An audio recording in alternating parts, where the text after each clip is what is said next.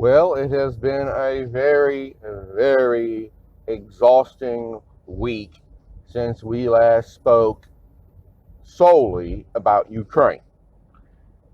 And for anyone who was fortunate enough not to keep up with the news, I will give you a brief recap. When the folks at Starbucks got up to go to work on Saturday morning, the head of the Wagner mercenary group, Mr.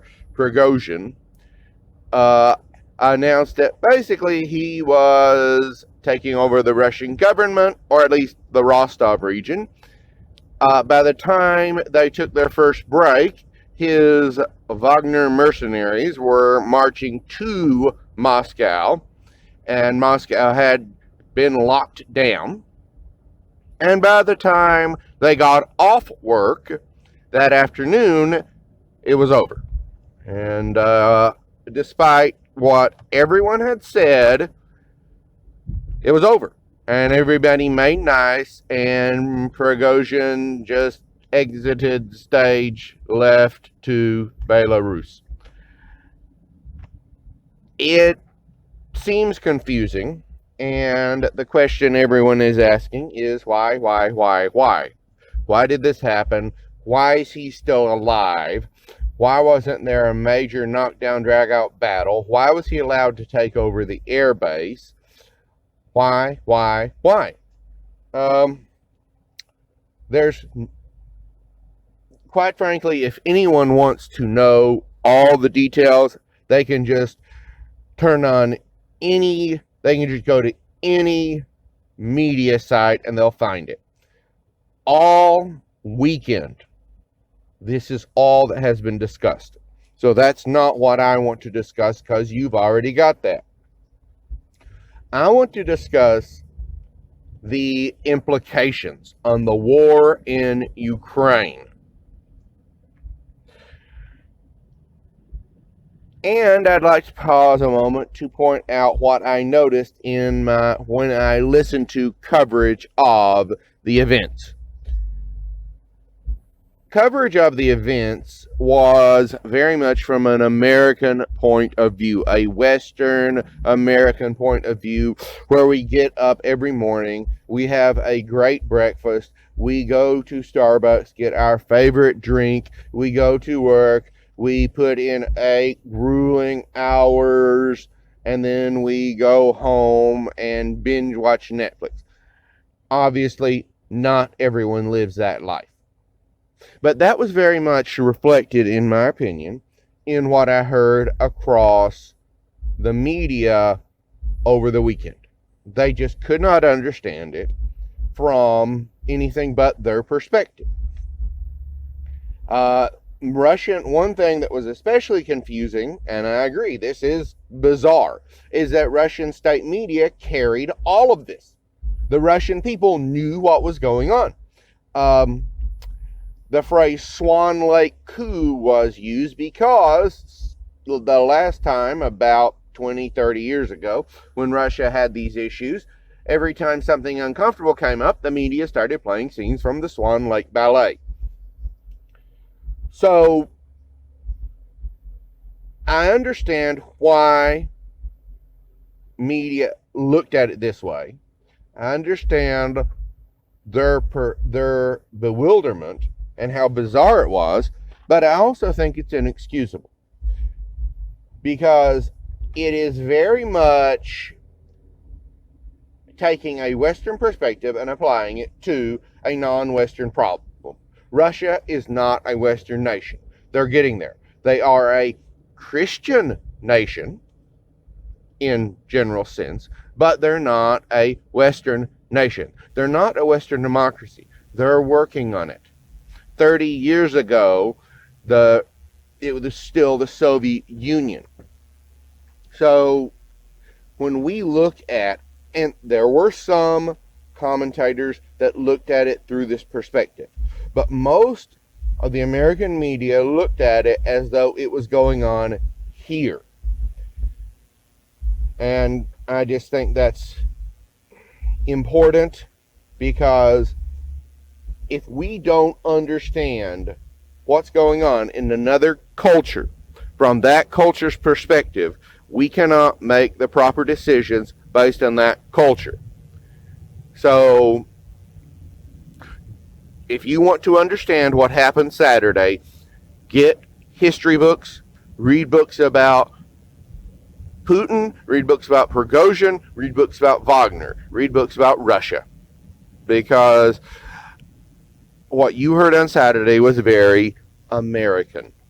Now, let's talk about the implications, because this is the big concern.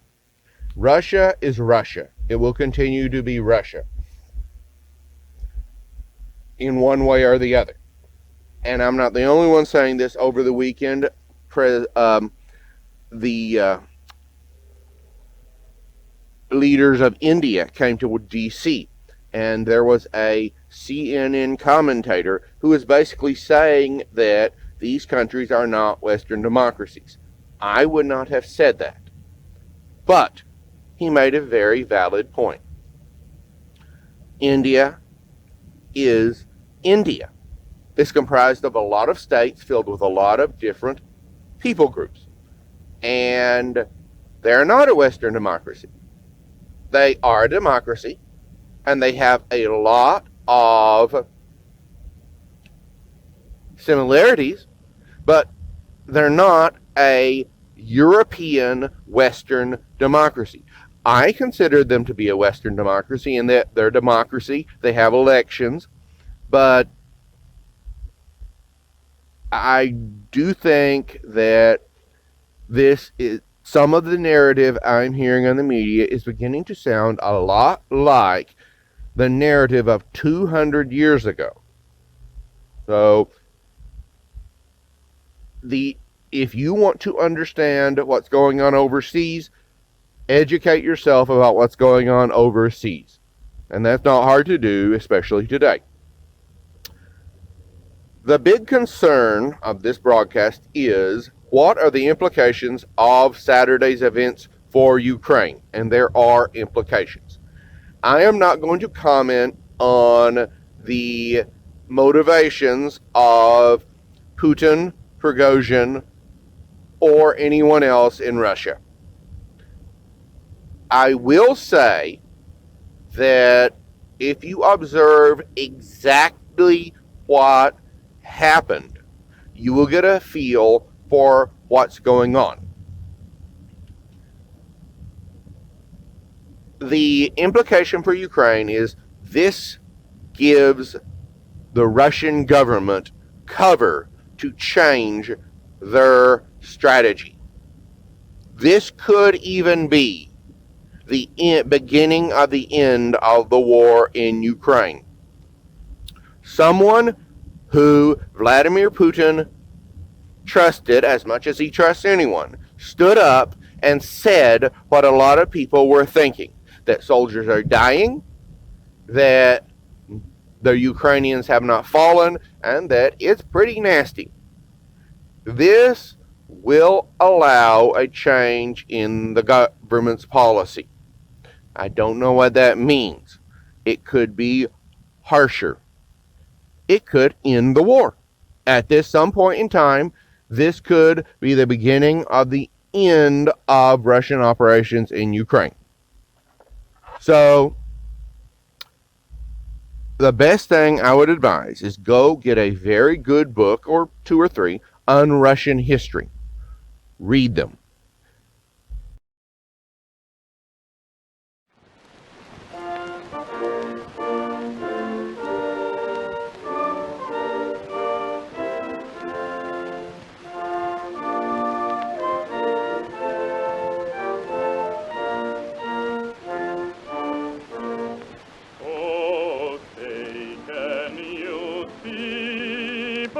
The dawn's early light, what so proudly we hailed at the twilight's last gleaming, whose stripes and bright stars through the perilous fight, o'er the ramparts we watched was so gallantly streaming, and the rocket red glare, the bombs bursting in air, gave proof through the night that our flag was still there.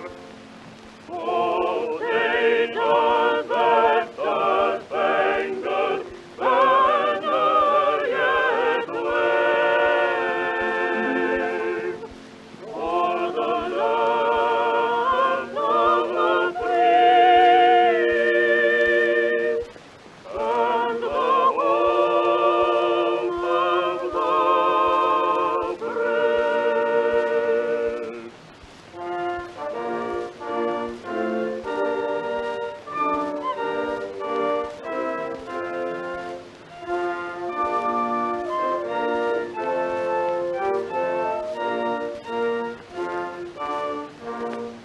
On the shore dimly seen through the mist of the deep, where the foes of the host in dread silence reposes.